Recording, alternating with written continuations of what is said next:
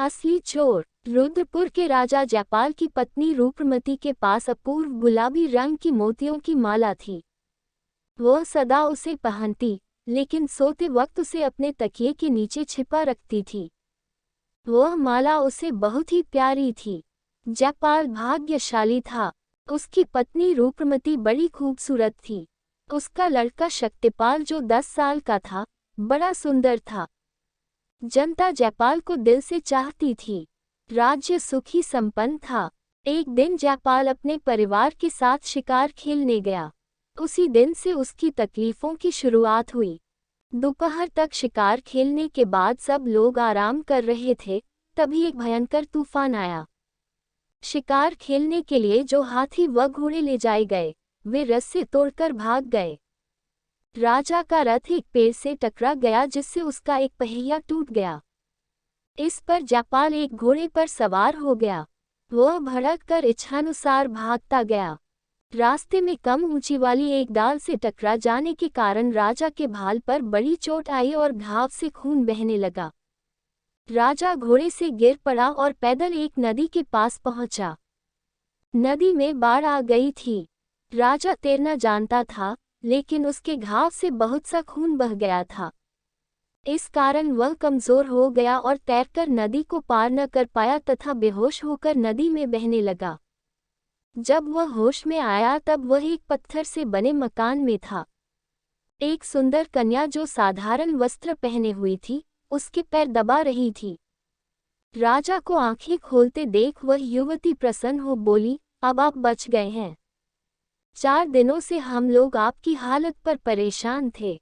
हमारे घाट में जब आप दिखाई दिए, तब आप अंतिम सांस गिन रहे थे। इस वक्त आप सोनपुर जंगल के राजा फकीरा के राजमहल में हैं। मैं राजवेद्य की पुत्री हूँ।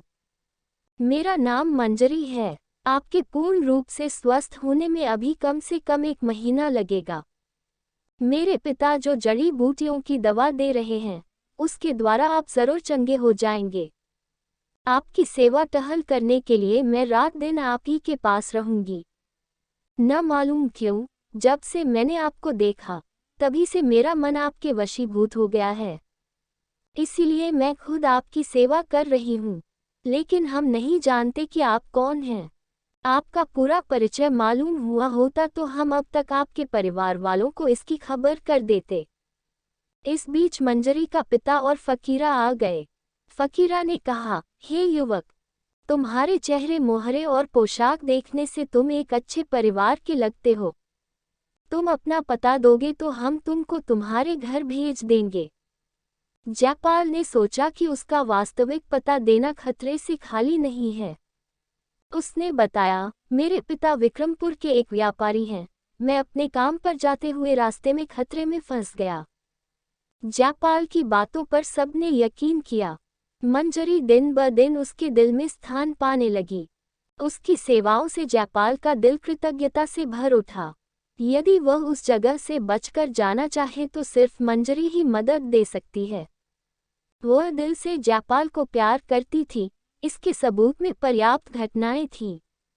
लेकिन उसके बचकर भाग जाने के बाद मंजरी खतरे में फंस जाएगी। यदि मंजरी को कोई आपत्ति न हो तो उसे अपने साथ ले रुद्रपुर जाना होगा। असली रथिति से परिचय पाने पर मंजरी के साथ शादी करने में रूपमती आपत्ति न उठाएगी। जयपाल के स्वस्थ हो जाने पर उसने मंजरी से कहा, मंजरी, मेरा अपना परिवार है। तुम्हारे परिवार में यहाँ सदा के लिए रहना मेरे लिए संभव नहीं है। मुझे यहाँ से जाना होगा, मगर तुम्हारी सहायता की जरूरत है। मेरे जाने पर इसका दोष तुम पर आएगा। मैं नहीं जानता कि तुम्हें तब कैसी सजा मिलेगी। मेरी बोटी बोटी काट के रख देंगे, लेकिन मैं ये सजा खुशी से भोग लूंगी, क्योंकि मैं दिल से आपको प्यार करती हूँ। मैं सिर्फ यही चाहती हूँ कि आप अपने परिवार के साथ खुश रहें। मंजरी ने कहा, मंजरी, मैं जानवर नहीं हूँ, मनुष्य हूँ। अगर तुम मुझसे प्यार करती हो तो मैं भी तुमसे प्यार करता हूँ। तुम भी मेरे साथ हमारे देश में चली आओ। मैं अपनी पत्नी की स्वीकृति लेकर तुम्हारे साथ विवाह करूँगा। क्या इसमें तुम्हें कोई आपत्ति है? जयपाल ने पूछा। मंजरी ने इसे खुशी से स्वीकार कर लिया। एक दिन अंधेरी रात में दोनों चल पड़े। वे बड़ी मुश्किल से अपनी यात्रा समाप्त कर रुद्रपुर पहुंचे।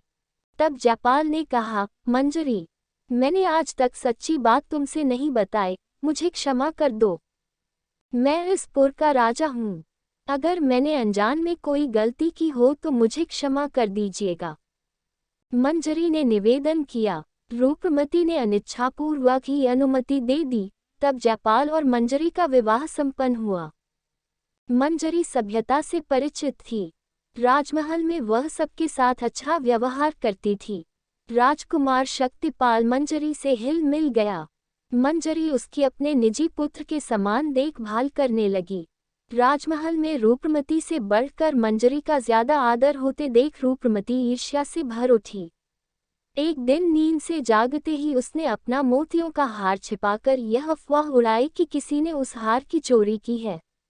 वह किसी भी उपाय से मंजरी को अपराधिनी ठहराना चाहती थी। रानी के हार के खोने का समाचार पाकर पहरेदार घबरा गए।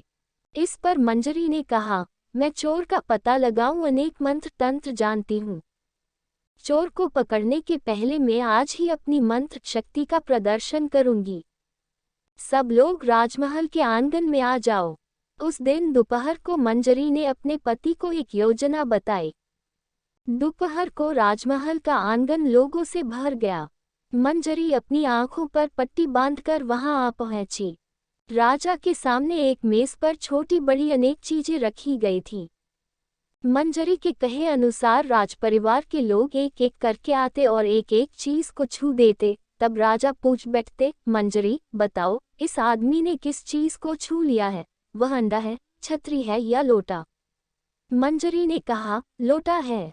ये बात सच थी। दूसरी बार राजा ने पूछा, मंजरी, अब छूने वाली चीज क्या है? पंखा है, वेली है, लोटा है, अंडा है, गिलास, दवात, मोमबत्ती या पर? मोमबत्ती है। मंजरी ने डांट कह दिया। ये बात भी सच थी। इस प्रकार मंजरी ने हर बार सच बताया। सब लोग उसकी मंत्र शक्ति पर विस्मय में आ गए। अंत में मंजरी बोली, कल शाम के अंदर अगर हार नहीं मिला तो मैं चोर को पकड़ लूंगी। इससे भी बढ़कर मंत्र शक्तियां मेरे पास हैं। उस दिन शाम को रूपमती गुप्त रूप से मंजरी के पास पहुंची और बोली, मंजरी, तुम हमारे पति की शपथ लेकर इस रहस्य को छिपाने का वादा करोगी तो मैं तुम्हें एक बात बताऊंगी। अच्छी बात है, मैं ऐसा ही शपथ लेती हूँ। बताइए। मंजरी ने कहा, बहन, मुझे क्षमा करो, मैं ही वह चोर हूँ। ईर्ष्या में पड़कर मैंने चोरी का इल्जाम तुम पर थोपना चाहा।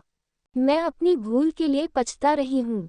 तुम जैसी योग्य औरत से ईर्ष्या करना मूर्खता है। रूपमती ने कहा। मंजरी ने भी रूपमती को माफ कर दिया और दोनों ने परस्पर आलिंगन किया। दोनों की आंखों से आनंद के आंसू टपक पड़े। मंजरी ने जो इंद्रजाल किया था, उसका आधार क्या है?